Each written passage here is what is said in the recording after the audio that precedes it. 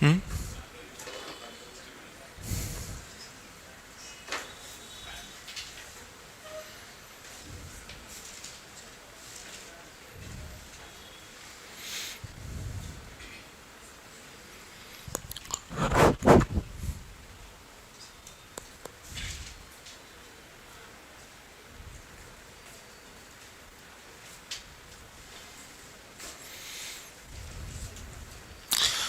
All right. Good evening, everyone.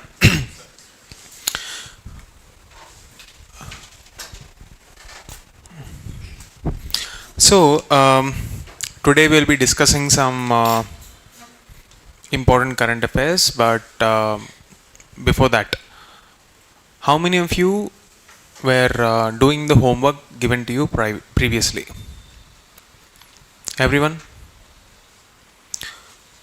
Today we will be having that mains answer writing session as well. It's based on the discussions that we have previously. You will have some prelims questions as well as one mains question. There are not a lot of current affairs today, so I will not be repeating the issues and the frameworks that I have discussed previously. So please be vigilant and try to attempt these questions. But before that, for the online folks who are watching this live, we will carry out the newspaper discussion as well as the PIB discussion. After that, for the offline folks, we will start the answer writing session. Now, let's begin.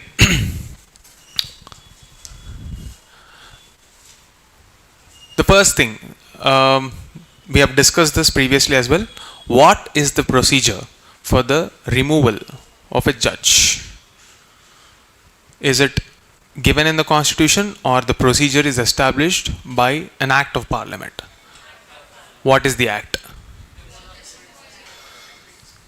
Okay, so what is the procedure here?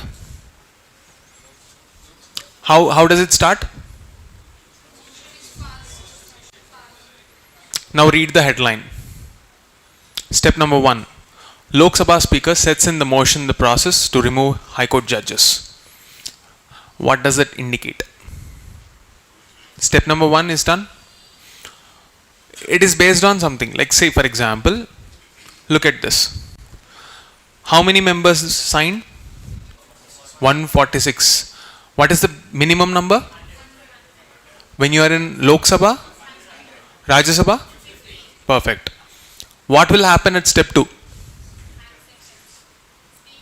Speaker accepted. Now what?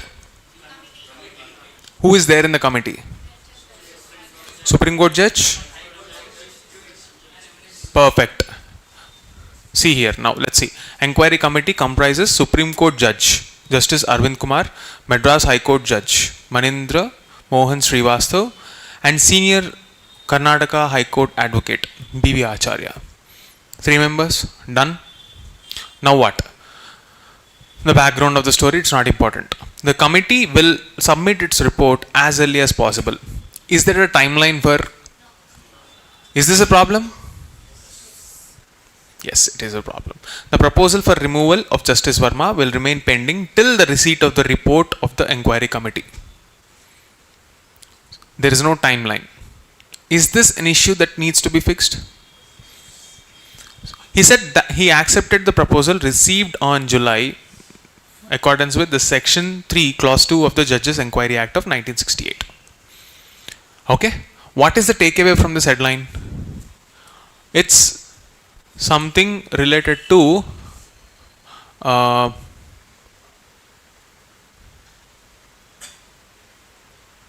one second guys.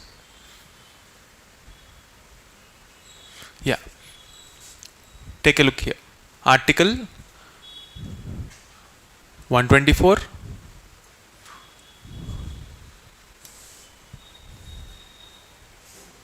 Anyway, let's continue. Yeah.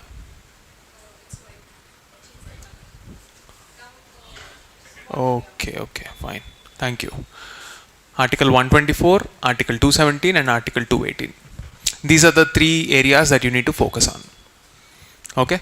The entire procedure for removal. This is important for your prelims.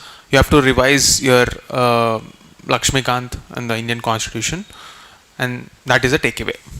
We have already discussed this. If you haven't done the homework, at least now try to remember it within the class. See, the advantage you guys have when you're coming to the offline center is that you don't have an option but to sit and focus. You're not distracted by your phone, notifications, ads, etc. Okay? So, when you are here, do not have the mindset that I will go back and then do the homework again at home and memorize it later. Please be involved in the class, finish it now and here itself, when you get some information. Moving on.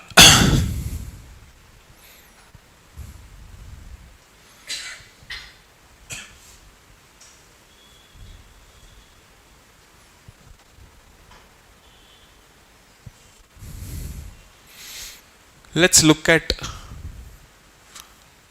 this issue. Justice inequality. Those who need the organ donation the most do not get it. Let's discuss this article in two frameworks. First, as an issue of health. Second, as an issue of social structural inequality. How? Let us see. Let me explain the issue first. See, this is related to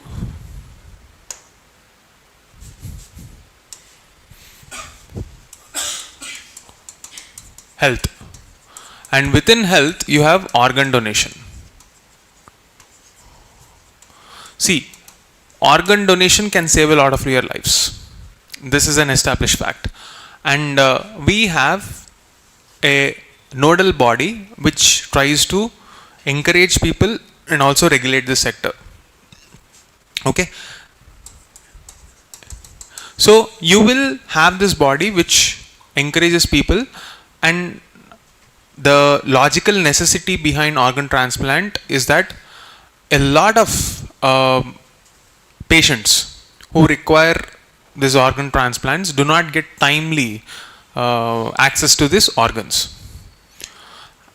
In modern day developments, you also have 3D printing. 3D printing wherein these organoids are printed, and sometimes the body may or may not accept it. So as much as we have the advancements in modern science, the problem is still persisting. The major reason why people do not come forward to donate organs is because of a lot of myths. What are those myths? We have to see. Okay, so this is about the necessity from health standpoint. We are not talking about organ transplant from a health standpoint because that is a medical issue. What are the nuances involved, how we should respond, all that is a medical issue. We are not doctors. As a generalist, why is this issue important when you're preparing for being a bureaucrat? This is the focus we should have. Now let's come to the attitudinal issues based on social values. This is relevant in GS1 society as well as GS4 ethics. Again, attitude chapter. What is attitude? What is the technical or ethical syllabus based definition of attitude? Any idea? Seniors? A preconceived notion that you have a preconceived disposition rather that you have to behave towards an idea or a phenomenon in a particular way only. Why are you sympathetic towards some causes, ignoring some other causes? There must be some logic behind it. When you see a very old man, begging on the streets, is your attitude towards that person the same when compared to a person who is young, very fit, but is drunk and is begging for money? Need not be, right? Your empathy is shaped by your attitudes. In this context, we are talking about the fundamental facet of Indian society, Patriarchy. How does patriarchy manifest even in organ donations? Let us see. You have this National Organ and Tissue Transplantation Organization. This is the nodal agency which regulates this sector.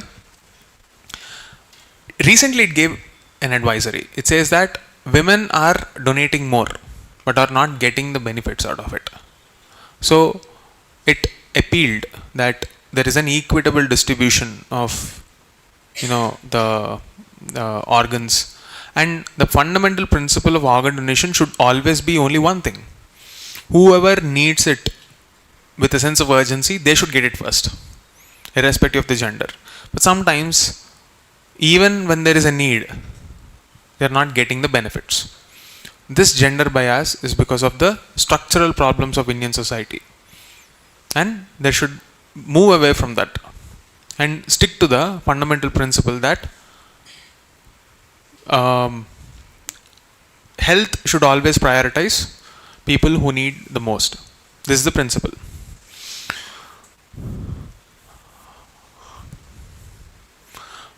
This debunking the myth of job creation. You have a scheme called Employment Linked Incentive Scheme, and government had laid down a budget of almost 1 lakh crore for this. So this article is a criticism of the scheme. What is the scheme about? How is it going to function? What is the intent? What are the problems? We will discuss in this article these issues. But if you want to understand this, you need to go back to the fundamentals of how the employment sector is structured in India. Let us see that first. See, you have, broadly speaking, formal sector and informal sector when you are talking about employment. What is the difference between formal and informal? Formal sector means you have registration under a law. Let's say you are working in an institution. How will the government know that you are actually working in that institution? If that institution itself is registered under law. Let's say, for example, either you should be registered as a society or a company or a trust or even as a shop and establishment act at state level, so that labor departments will have a say on those legally registered entities. If you are a part of such kind of an employment, that employment is called formal sector employment. In the absence of any legal mandate or regulation on that individual, such a person, even if he is getting a salary from his employer, is called an informal employer, because the government has no control or no data on that person. The problem with Indian economy is that nearly 90% of the population is in the informal sector, and you only have 10% of the population working in the formal sector. So, if jobs are to be created, or if employment is to be created, the data will be captured only in the formal sector, right? So all the data that we have, is it actually capturing the real employment scene in the country? Need not be. So any scheme that is actually trying to change the perception that India is creating enough number of jobs should also focus on the informal sector. The problem of informal sector is that, first, most importantly, there is no social security. What do you mean by social security here? As, again, going back to that fundamental social contract between an individual and the state, state's responsibility is to give protection to the citizens. As a part of that social contract, you are supposed to give security, and that security includes even financial security and health security, or anything that has bearing on the life. So whether it is your pension, insurance, or the provident fund, your life insurance, health insurance, all this together comprise the social security component. Whatever is relevant for physical as well as mental safety of old aged people, people above the age of 60, is called social security, and it is the responsibility of the state. Only formal sector employees are mandated to save a part of their salary through provident fund, or they will either get pension from the government depending on in which year they joined the service. People who joined the services before 2004 are entitled to get pension. After that, the rules changed, the pension structures changed. So government is now contributing a part to the pension which they will get later after their retirement. But all of this is available just for the formal sector, the 10% of the employed people. And within that, only 2 to 3% are government employees. The rest of them, the private sector employees, you don't know. Forget social security, they don't have job security. What about the rest of the folks? They neither have job security nor social security. This is the context of employment in our country. Now, once you understood the basics, the second aspect, are we creating enough number of jobs? If yes, are we creating here or are we creating here? That is the second question.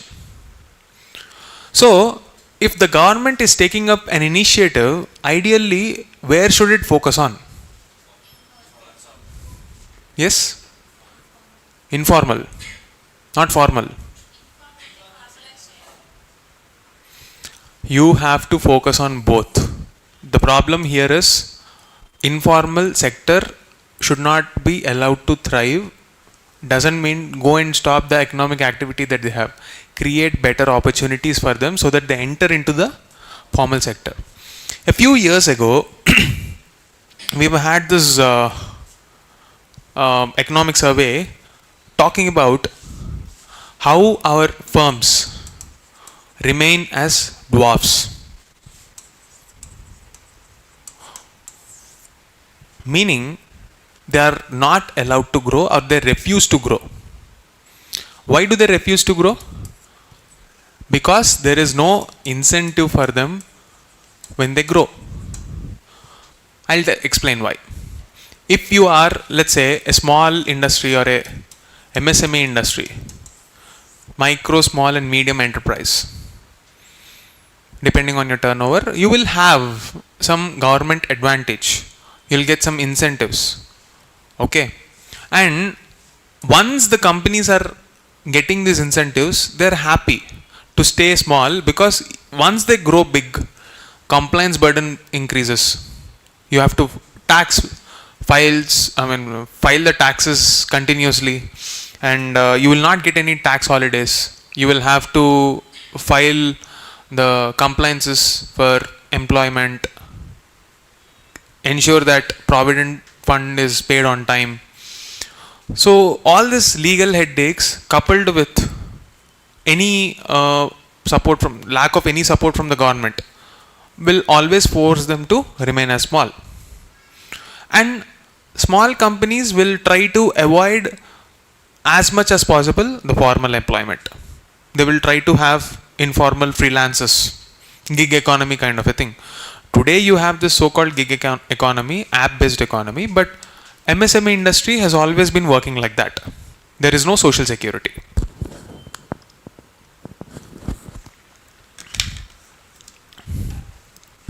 This is the situation.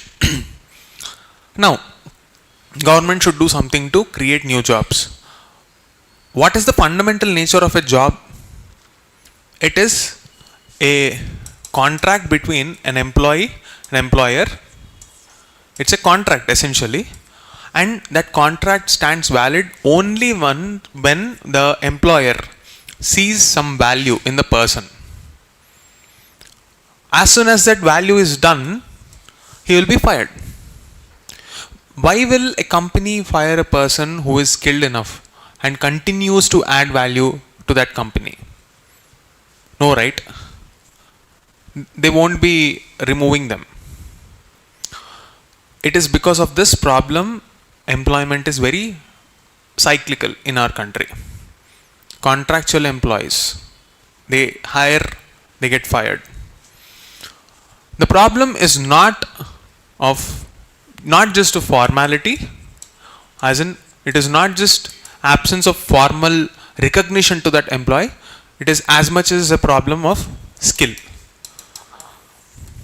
Correct? So if you get to the root of the employment problem, there are enough number of jobs. In fact, a lot of companies from across the world would come to India if we have enough skill, and if India becomes the skill capital of the world, we can just about attract any resource, or our greatest export commodity will become people itself through immigration. In the absence of investment in this skills, in the basics of what a company requires, you would not change the ground reality. This is the basic discussion that we need to know. Now let's take a step back and go back to the article and see what this article is about. This article is about a new scheme that the government came up with. What is being done in this scheme? You go to a formal sector employer and say, boss, let's say you have 1,000 jobs in this year. The next year you create 50 more. As a baseline, I'm taking 1,000. The next 50. For every employee, I'm going to give you some incentive. Let's say you are getting some X number, 50 into X. That money will be given to the company. But look at the situation here. Formal sector is already having all the necessary requirements. Informal sector is having every possible handicap. Instead of focusing on the handicap part, we are focusing on the formal sector so that job data gets a better perception. And this is the criticism here. The larger agenda should be twofold. One, skilling, and two, formalization of the economy. Are we doing something in that direction? This scheme is going to cost us 1 lakh crore. Is it worth it? These are the questions posed by these critiques. And they are very relevant. So this is the takeaway from this article.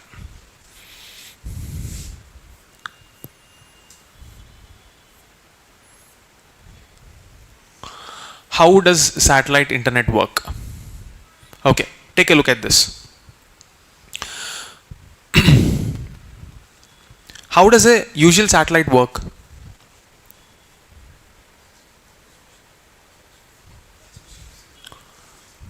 Okay, even before satellite, let's go back to internet. Internet works through cables. Internet is nothing but packets of data getting transmitted with high speeds through some medium.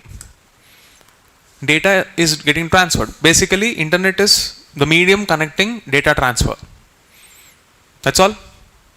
Let's say if someone is watching live, whatever content that is being captured here is data that is transmitted through some network of cables and is reaching the consumer there.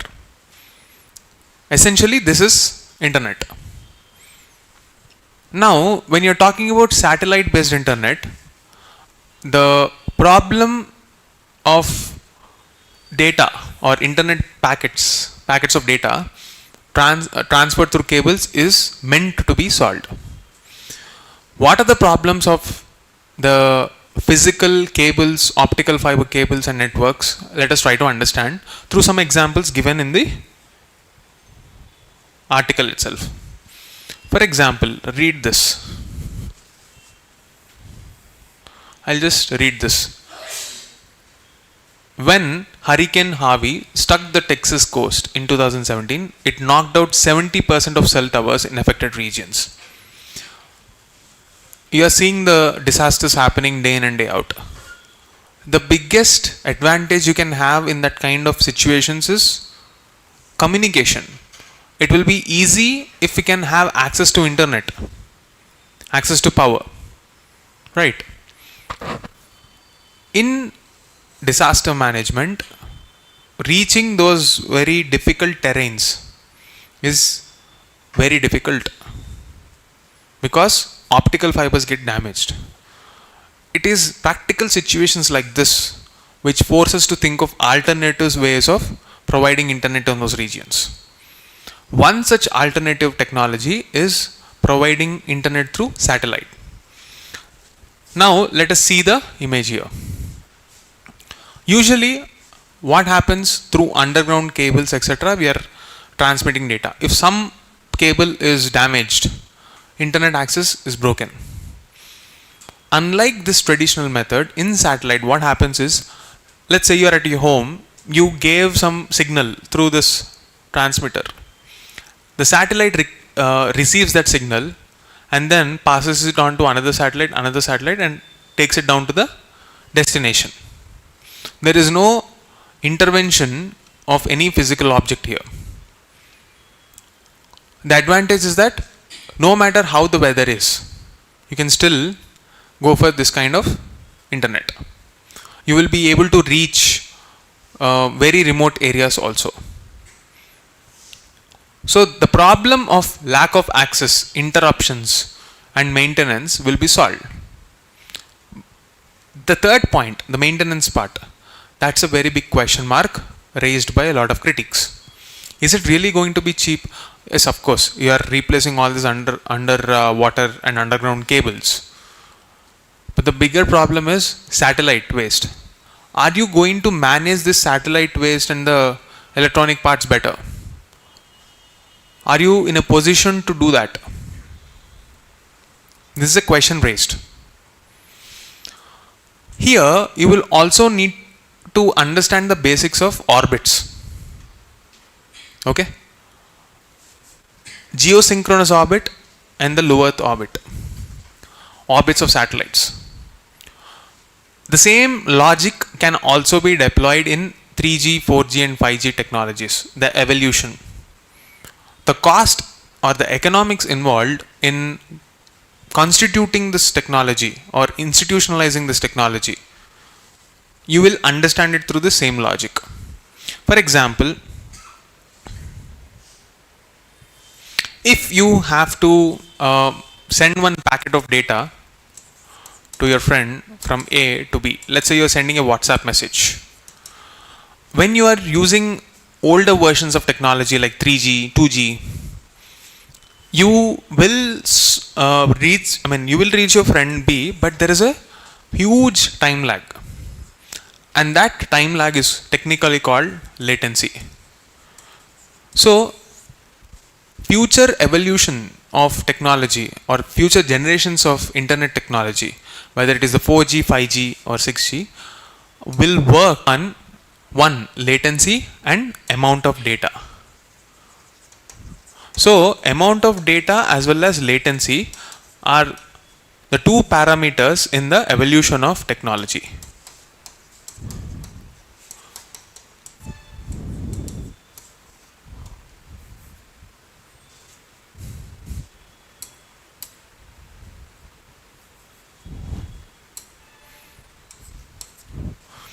So how will technology achieve this? Let's say the distance between them is 10 kilometers. In 2G technology, you will be able to send a very small file, let's say 10 KB file in 10 kilometers in a time X. What if we want to send 1 MB? The time will change. If you want to send 100, 1 GB, the time will exponentially increase. Now I want to keep the time same. Because the distance is not going to change, I want to keep the time same. What should I do? I have to send it quicker. How is it possible? Now what will happen is, the problem is the speed of travel of this data. Let's say you give a bigger vehicle, it's still traveling slow. So what it will rather do is, there are intermediate spots like relay postman. So the heavier package, you can't carry that heavier package and run very quickly. You can run for 1 kilometer with all your might, but you can't run for 10 kilometers, right? Similarly, heavier packet is taken for 100 meters. This guy will send it to the next person, and so on. The quicker the technology, more number of intermediate points are required. So the cost of investment in futuristic technologies is all because we will require more and more intermediate points, nodal points, and they are called transponders. This is for the ground based technology or the usual optical fiber networks or the cell phone towers. What about satellite based technology? Same logic.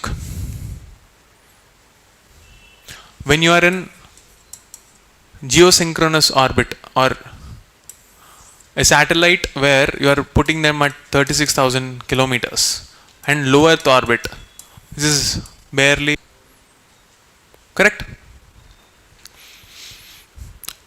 But when you put it in the geosynchronous orbit, you can reach a very long range, but it is not going to be quick. So ideally, can you make phone calls on this orbit? No. Can you make phone calls on this orbit? Yes.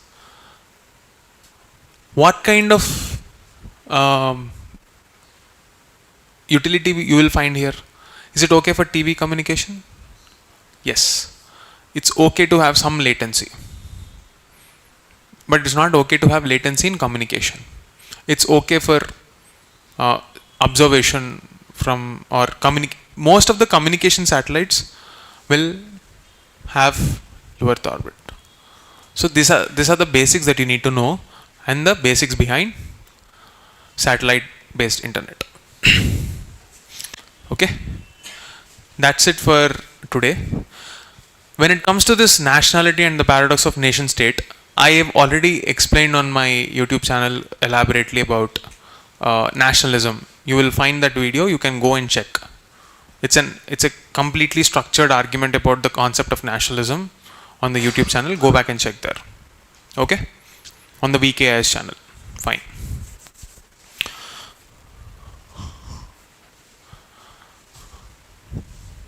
Now let's go to the PIB ones.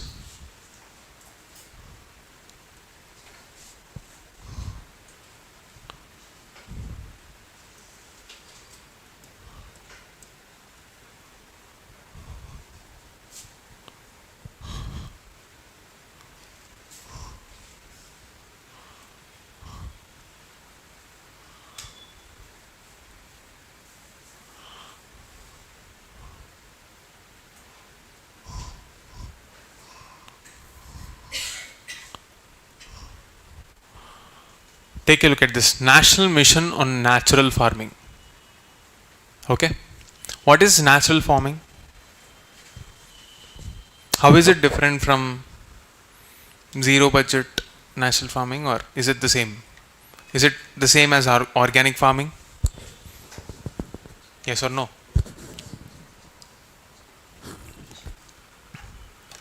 Is it different? Sure. It is aimed towards improving soil health, restoring ecosystems, and reducing input cost to the farmer to achieve greater climate resilience. Question number 1. Is this an initiative under NMSA? Are you sure? Write down. These are the homeworks. Is there any link between NMSA and this?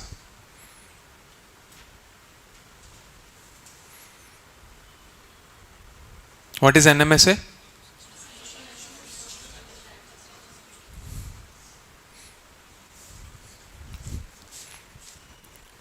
Okay, there is some budget outlay. What do you mean by standalone centrally sponsored scheme when states are also giving money?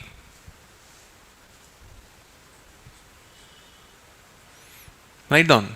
What is the meaning of standalone? If you are not able to find the answers anywhere, we will discuss it tomorrow.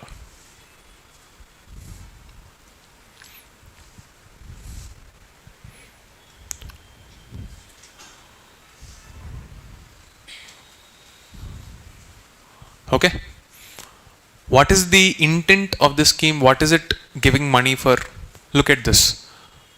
Bio input resource centers. What are the bio inputs that you can think of?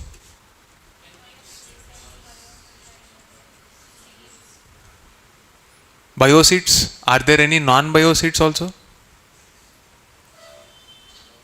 How? But still they are containing organic matter only. Do you have any seeds with inorganic matter alone? For easy availability of NF bio inputs. What does NF mean? Natural farming, and generating awareness among 1 crore farmers on natural farming. Further, farmers are supported by a simple certification system and common national brand for naturally grown, chemical free produce. Isn't this what organic farming is all about and the schemes associated with it? Yes or no? Then why a different name? There is one scheme that you can think of. Anyone who wrote prelims should tell me. It starts with Paramparagat. Sorry? What is the intent of that scheme?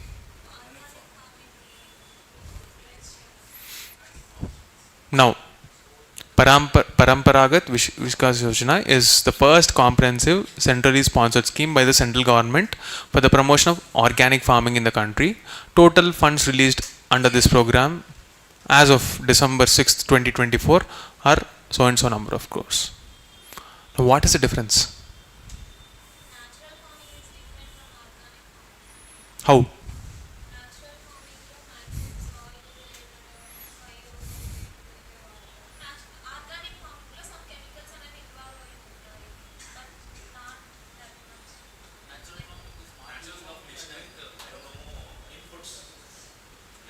If we are indeed adding any additional inputs, what makes it zero? Zero budget.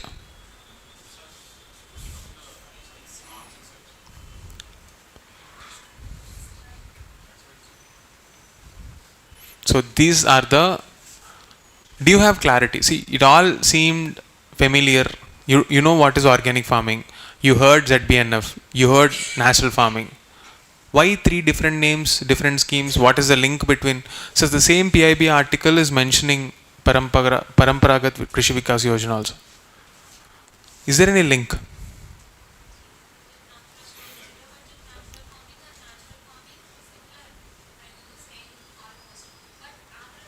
Almost is not good enough. What is the difference? Okay.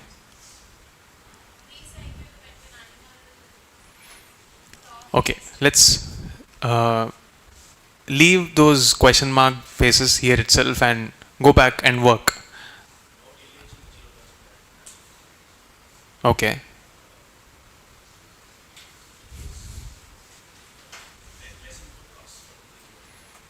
Okay, let's see. Let's discuss tomorrow. I want you to go back and work.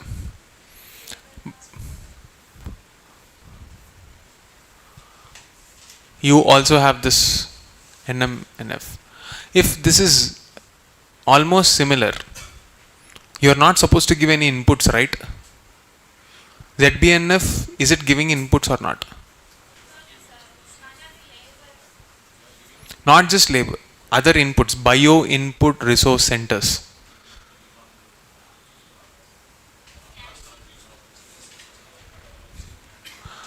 Reducing the dependency on external purchased chemical inputs.